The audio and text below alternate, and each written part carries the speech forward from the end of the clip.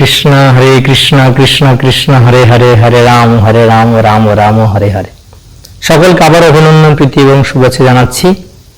আসন্ন পানিহাটি চিরাদুদি মহোৎসব 27 জুন।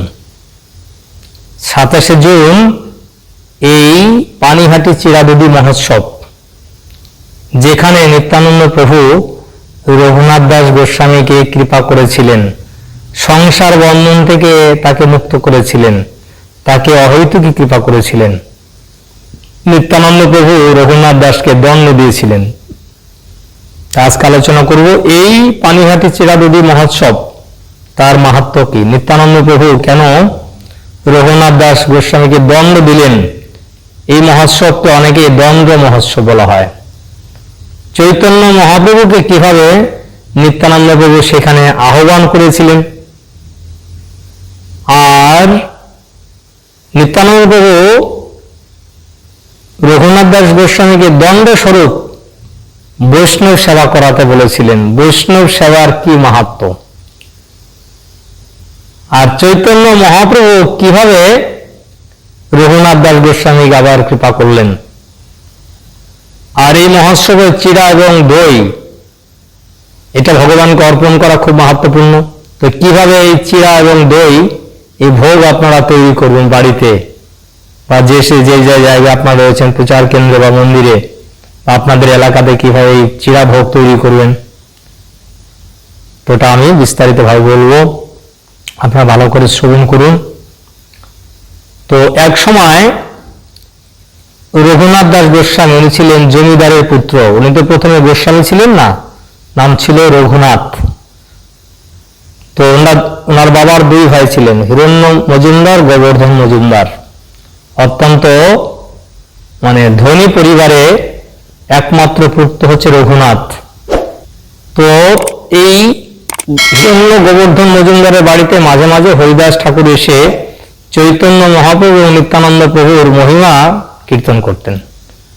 তো চৈতন্য মহাপ্রভুর কথা শ্রবণ করে রঘুনাথ ছোটবেলা থেকেই তার সঙ্গে মিলিত হওয়ার জন্য এবং ভগবত ভক্তি করার জন্য তার হৃদয় বৈরাগ্যের উদয় হয়। তো মাঝে মাঝে তিনি গৃহত্যাগ করে চলে যেতেন। তো একদিন চৈতন্য মহাপ্রভু যখন উনি শান্তিপুরে এসেছিলেন, তখন রঘুনাথ গিয়ে চৈতন্য মহাপ্রভুকে বললেন যে আমি আপনার সেবায় নিজেকে উৎসর্গ করতে চাই, আমি সংসার ত্যাগ করতে চাই। তখন চৈতন্য মহাপ্রভু তাকে বললেন যে মর্কট বৈরাগ্য না কর লোক দেখাইয়া, যথাযোগ্য বিষয় ভুঞ্জ অনাসক্ত হইয়া। তুমি মর্কট বানরের মতো বৈরাগ্য দেখানোর দরকার নেই, তুমি গৃহে যাও, মনোযোগ সহর গৃহকার্য সংসার করো, আর অন্তরে তুমি নিষ্ঠা রাখো।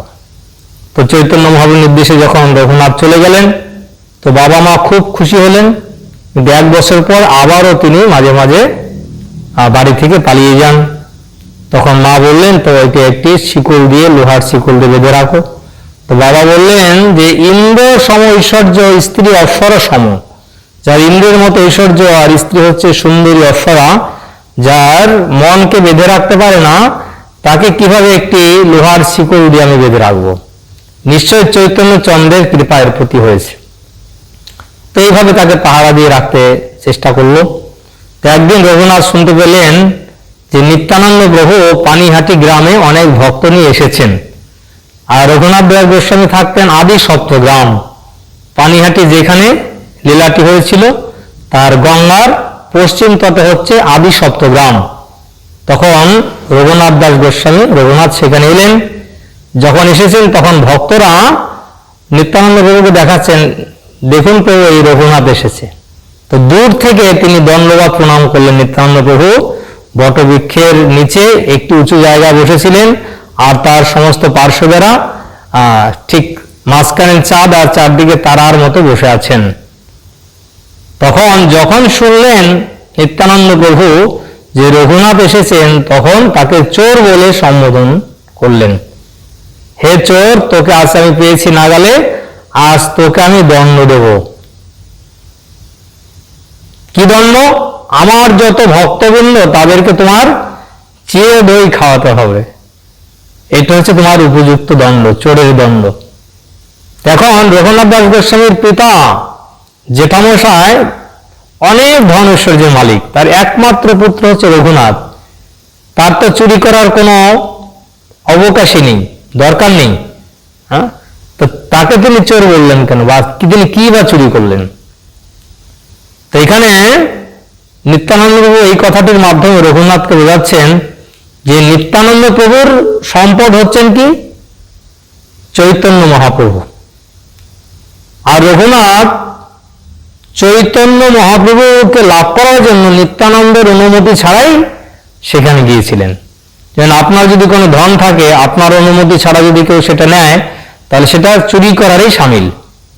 যেহেতু নিত্যানন্দ প্রভুর কৃপা না নিয়েই তিনি সরাসরি চৈতন্য মহাপ্রভুর কৃপা লাভ করতে চেষ্টা করেছিলেন, আর তিনি সাফল্যমণ্ডিত হতে পারেননি, সেই জন্যই নিত্যানন্দ প্রভু রঘুনাথকে বলেছেন, তুমি হচ্ছে চোর। নিতায়ের কৃপা হবে, ব্রজে রাধা কৃষ্ণ পাবে। নিতায় ভজলে গৌর পাবে। নিত্যানন্দ প্রভুর কৃপা ছাড়া চৈতন্য মহাপ্রভুর কৃপা অর্থাৎ ব্রজে রাধা কৃষ্ণের কৃপা আমরা লাভ করতে পারি না। কারণ নিত্যানন্দ প্রভু হচ্ছেন গুরু তত্ত্ব। গুরুর কৃপায় কৃষ্ণ মেলে, কৃষ্ণের কৃপায় গুরু মেলে। এই জন্যই রঘুনাথ দাস গোস্বামী অনেক চেষ্টা করেছিলেন সংসার থেকে উদ্ধার হওয়ার জন্য, পারেনি। নরোত্তম দাস ঠাকুর যখন সংসার ত্যাগ করেছিলেন, তার পূর্বে উনি প্রার্থনা করেছিলেন, আর কবে নিতাই চাঁদের করুণা হইবে, সংসার বাসনা মোর কবে তুচ্ছ হবে। যদি নিতাই চাঁদের কৃপা না হবে, সাধুগুরুর কৃপা না হবে, আমরা সংসারের বন্ধন থেকে মুক্ত হতে পারবো না। তো এই জন্য তাকে চোর বলে সম্বোধন করলেন। আর রঘুনাথ এই কথা শুনে খুব আনন্দিত হলেন যে আমার কত সৌভাগ্য যে আমি ভক্তদের সেবা করার সুযোগ আমাকে নিত্যানন্দ প্রভু দিয়েছেন। তখন তার সমস্ত লোকদেরকে বলে দিলেন, এখানে চিরা, দই, দুধ, মিষ্টি, যা কিছু আম, কলা সব কিছু নিয়ে আসো। আর সমস্ত ব্রাহ্মণেরা কি করলেন, তারা বড় বড় মাটির পাত্রে তারা কি করলেন, কোন একটি পাত্রে তারা কি করলেন, চিড়ে একদম গরম ঘন দুধের মধ্যে ভিজালেন। দুই প্রকার ভোগ রন্ধন করেছিলেন। তা আপনারাও একটা জেনে নিন কিভাবে এই চিরা দইয়ের ভোগটা ভগবানকে নিবেদন করবেন। তো এখানে নিত্যানন্দ প্রভু সেটা এইখানে এই লীলায় সেটা রয়েছে। চৈতন্য চরিতামৃতে এটা অন্তলীলায় আপনারা বর্ণনা পাবেন। রঘুনাথের সঙ্গে মহাপ্রভুর মিলন কিভাবে হলো সেই প্রসঙ্গে এখানে রয়েছে। তো কিছু ব্রাহ্মণ কি করলেন, বড় বড় মাটির পাত্র নিয়ে এলেন, সেটা ধুলেন এবং তাতে দুধ জাল দিলেন। গরম দুধের মধ্যে কিছু চিরা ভিজালেন এবং সেই চিরাটা তুলে সেটা সুন্দর করে কলা দিয়ে, চাপা কলা দিয়ে, চিনি দিয়ে, সন্দেশ দিয়ে, তার মধ্যে কর্পূর দিয়ে মিশ্রণ করে কিছু পাত্রে সাজালেন। আর কিছু পাত্রে চিরা ভিজিয়ে, দই দিয়ে, তার মধ্যে মিষ্টি দ্রব্য চিনি দিয়ে, কর্পূর দিয়ে, আম কলা দিয়ে মিশ্রণ করলেন। এই 7টি বড় বড় কুণ্ডে মানে পাত্রে, মাটির পাত্রে নিত্যানন্দ প্রভুর চারদিকে সেই পাত্রগুলো রাখলেন, ভোগ রাখলেন। এবং আরো অনেক ছোট ছোট কয়েকশো মাটির পাত্র আসলো। তো প্রত্যেকজন ভক্তকে, নিত্যানন্দ প্রভুর পার্শ্বদের প্রত্যেকজন ভক্তকে এই দুটো করে যে দই মিশ্রিত চিরা এবং দুগ্ধ মিশ্রিত চিরা দুটো করে পাত্রে সেখানে তাদেরকে দেওয়া হলো। তো এত ভিড় হলে শুনে যে চারদিকে সাড়া পড়ে গেল যে ওখানে চিরা দই মহোৎসব হচ্ছে। তাই অনেকেই চিরা নিয়ে আসলেন, কলা নিয়ে আসলেন, চিনি নিয়ে আসলেন, আম, কাঁঠাল এনে তারা বিক্রি করতে লাগলেন। আর সেখান থেকে রঘুনাথ দাস গোস্বামী সেগুলো কিনতে লাগলেন, আর সেগুলো ভগবানকে ভোগ লাগানো হলো। আর যারা যারা বিক্রি করছিলেন তাদেরকে তিনি আবার সেই প্রসাদ বিতরণ করতে লাগলেন। তো গঙ্গার পাড়ে সেখানে তো আর কোনো জায়গা নেই। এখন গঙ্গার তীরে নিচের দিকে অনেক ভক্ত গিয়ে দাঁড়িয়ে আছেন, আবার অনেকে সেখানেও জায়গা নেই, তারা জলের মধ্যে গিয়ে কেউ কোমর জলে, কেউ বুক জলে নেমে তারা সেই প্রসাদ তারা গ্রহণ করছেন। এইভাবে যখন অনেক ভক্তবৃন্দ সেখানে সমাগত হয়ে গেছেন, তখন সকলের কাছে যখন সেই প্রসাদ চলে এসেছে মানে গ্রহণ করার জন্য ভোগ, তখন নিত্যানন্দ প্রভু ধ্যানের মাধ্যমে সেই চৈতন্য মহাপ্রভু ছিলেন জগন্নাথপুরীতে, তাকে আহ্বান করলেন। আর সেখানে চৈতন্য মহাপ্রভু আসলেন। চৈতন্য মহাপ্রভু এসে সকলকে দর্শন করতে লাগলেন। সকলে সারিবদ্ধভাবে বসে আছেন। আর চৈতন্য মহাপ্রভু কি করলেন, সকলের পাত্র থেকে সামান্য সামান্য চিড়ে দই প্রসাদ নিয়ে তিনি নিত্যানন্দ প্রভুর মুখে দিতে লাগলেন। আবার তিনি নিত্যানন্দ প্রভুর মুখ থেকে তিনি সেটা গ্রহণ করতে লাগলেন। এবার সুন্দর লীলা হলো এবং সমস্ত ভক্তরা সেখানে মহা হরিনাম সংকীর্তন হলো, মহাপ্রসাদ সেবা হলো। আর এদিকে রাঘব পণ্ডিত চলে এসেছেন, এসে নিত্যানন্দ প্রভুকে বলছেন যে প্রভু আপনার জন্য এত রন্ধন করা হয়েছে, তা আপনি এখানে প্রসাদ পাচ্ছেন, তাহলে ওই প্রসাদ কি হবে? তখন নিত্যানন্দ প্রভু বললেন তোমার গৃহে আমি রাত্রে ভোজন করব, আমি হচ্ছে গোপ, আমি পুলিন ভোজন পছন্দ করি।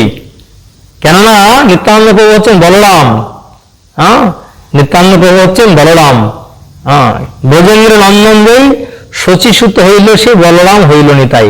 তাই কৃষ্ণ এবং বলরাম তারা পুলিন ভোজন করতেন, তারা হচ্ছেন গোপ। তাই নিত্যানন্দ প্রভু বললেন আমি হচ্ছে গোপ, আমি পুলিন ভোজন পছন্দ করি, তাই তোমার গৃহে আমি রাত্রি ভোজন করব। এইভাবে সমস্ত ভক্তদেরকে ভোজন করালেন। তারপরে নিত্যানন্দ প্রভু সমস্ত ভক্তদেরকে বললেন তোমরা এই রঘুনাথকে কৃপা করো। তাই রঘুনাথ দাস গোস্বামী সকলকে মালা পরালেন, চন্দন পরালেন, সকলকে যোগ্য অনুসারে তাদেরকে দক্ষিণা দিলেন। ভোজন করানোর পরে কিছু দক্ষিণা দিতে সকলকে দক্ষিণা দিলেন, উপহার দিলেন। এইভাবে নিত্যানন্দ প্রভু সমস্ত ভক্তদের বললেন তোমরা সকলে রঘুনাথকে কৃপা করো। এইভাবে ভক্ত সেবার মাধ্যমে রঘুনাথ দাস গোস্বামী সমস্ত ভক্তদের কৃপা পেলেন এবং অন্তিমে নিত্যানন্দ প্রভু তার মস্তকে তার চরণ স্থাপন করলেন। এইভাবে রঘুনাথ দাস গোস্বামী এইখানে এই দণ্ড মহোৎসবের মাধ্যমে নিত্যানন্দ প্রভু তাদেরকে দণ্ড দিয়েছিলেন। তাই এই মহোৎসব যদি আমরা পালন করি, যাদের সমর্থ আছে, সময় আছে, তারা পানিহাটি এই স্থানে যাবেন। এখন ইসকনের মন্দির রয়েছে সেখানে। যারা শিয়ালদা থেকে আসবেন তারা ট্রেনে আসতে পারেন, খুব কাছেই।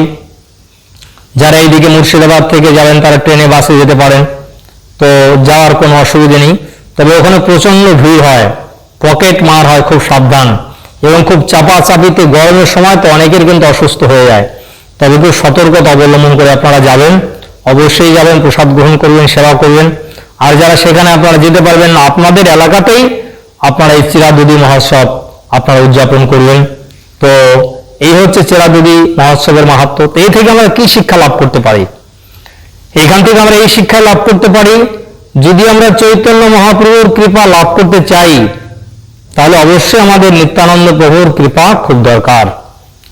আর দ্বিতীয় হচ্ছে কি, নিত্যানন্দ প্রভুর কৃপা আমরা তখনই লাভ করতে পারবো নিত্যানন্দ প্রভুর যারা ভক্ত তাদের যদি আমরা সেবা করি। ভক্তদের সেবা করার মাধ্যমে নিত্যানন্দ প্রভু খুব প্রসন্ন হন। আর নিত্যানন্দ প্রভুর সেবা করার মাধ্যমে চৈতন্য মহাপ্রভু অত্যন্ত খুশি হয়।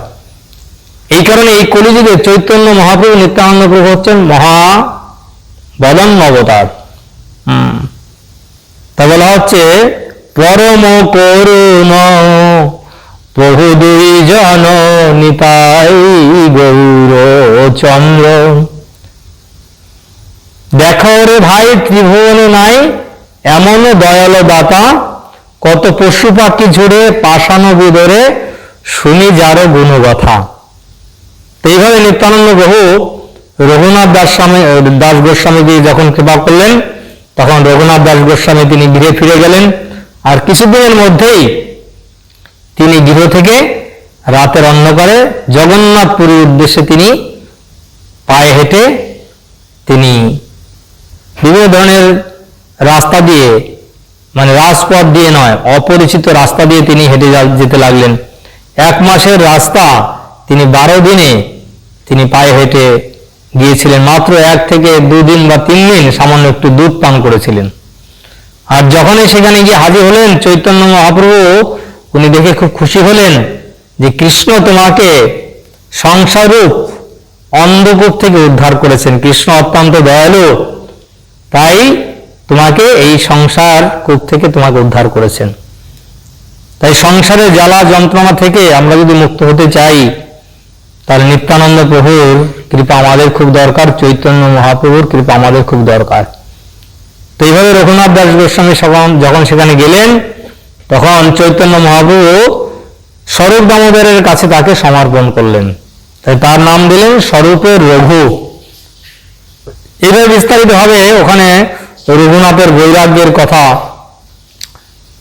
খুব সুন্দরভাবে বর্ণন আছে চৈতন্য চরিতামৃতে, কিভাবে তিনি ভিক্ষা করে খেতে লাগলেন। কখনো কখনো তিনি জগন্নাথের যে মানে প্রসাদগুলো ফেলে দেওয়া হয়, যেগুলো তৈলাঙ্গ গাভী পর্যন্ত সেটা ভক্ষণ করে না, পচে নষ্ট হয়ে যায়, সেই ড্রেন থেকে, নালা থেকে সেই উচ্ছিষ্ট পচা অন্ন তিনি তুলে সেটাকে ধুয়ে সামান্য শক্ত অংশটাকে তিনি শুকিয়ে সেটা তিনি মাঝে মাঝে লবণ দিয়ে খেতেন। তো এইভাবে চৈতন্য মহাপ্রভু রঘুনাথ দাস গোস্বামীর বৈরাগ্য দর্শন করে তিনি খুব প্রসন্ন হয়েছিলেন এবং তার গুঞ্জাহার, তার সেবিত যে গোবর্ধন শিলা রঘুনাথ দাস গোস্বামীকে দিয়েছিলেন। পরবর্তীতে রঘুনাথ দাস গোস্বামী উনি চৈতন্য মহাপ্রভু যখন অপ্রকট হয়ে যান জগন্নাথপুরীতে, তখন তার বিরহে আর তিনি প্রাণ ধারণ করতে পারছিলেন না। তাই তিনি ভাবলেন আমি বৃন্দাবন গিয়ে আমি গিরি গোবর্ধনের উপর থেকে আমি ঝাঁপ দিয়ে আমার এই দেহকে আমি কি করব, ত্যাগ করবো, আত্মহত্যা করব। তখন রূপ গোস্বামী সনাতন গোস্বামী তাকে বোঝালেন এবং তার সান্নিধ্যে তিনি রাধাকুণ্ডে বসে তিনি হরিনাম জপ করতেন। রঘুনাথ প্রতিদিন 3 লক্ষ হরিনাম করতেন, 2000 বৈষ্ণবকে দণ্ডবাদ প্রণাম করতেন, আর ত্রিসন্ধ্যা তিনি রাধাকুণ্ডে স্নান করতেন। এই রাধাকুণ্ডের যে খনন কার্য চৈতন্য মহাপ্রভুর নির্দেশে রঘুনাথ দাস গোস্বামী, রূপ গোস্বামী খনন করেছিলেন। এখনো সেখানে রঘুনাথ দাস গোস্বামীর যে সমাধি রয়েছে রাধাকুণ্ডের তীরে, ভোজন কুটির আছে, ওখানে রঘুনাথ দাস গোস্বামীকে রাধারানী অনেক কৃপা করেছিলেন। একদিন রঘুনাথ দাস গোস্বামী তিনি রাধাকুণ্ডের তীরে বসে হরিনাম জপ করছিলেন। তো একদিন রূপ গোস্বামী এসে বললেন যে আপনি কেন ভজন কুটির তৈরি করছেন না? আপনি ব্রজে এসেছেন কি রাধারানীর সেবা নিতে না রাধারানীর সেবা করতে? তাই রঘুনাথ দাস গোস্বামী বললেন কেন? আমি তো রাধারানীর সেবা করতে এসেছি, এই জন্য রাধাকুণ্ডের আশ্রয় গ্রহণ করেছি। তখন রূপ গোস্বামী তাকে বললেন, সনাতন গোস্বামী তাকে বললেন যে আজ স্বয়ং রাধারানী আপনার মাথার উপর তার শাড়ির আঁচল দিয়ে আপনাকে ছায়া দিয়ে রোদের তাপ থেকে আপনাকে রক্ষা করছেন।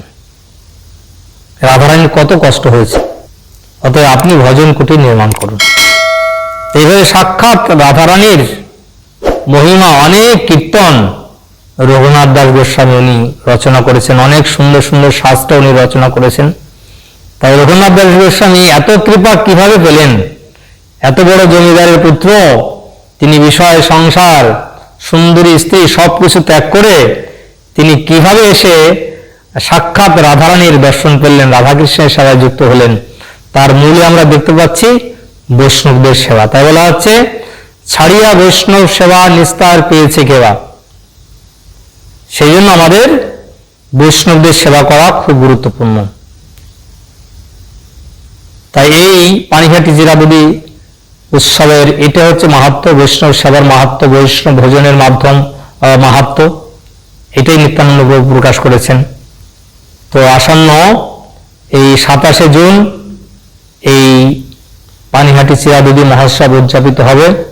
আপনারা সকলে যে যেখানে রয়েছেন সুন্দর করে এই পানিহাটি চিরাদুদি মহোৎসব উদযাপন করবেন, আর বেশি করে বৈষ্ণবদের সেবা করবেন। নিত্যানন্দ প্রভু চৈতন্য মহাপ্রভুর এই মহিমা আমাদের সকলের কাছে পৌঁছে দিতে হবে। আর এই দিনে কিন্তু বেশি করে হরিনাম সংকীর্তন, মহাহরিনাম সংকীর্তন করতে হবে।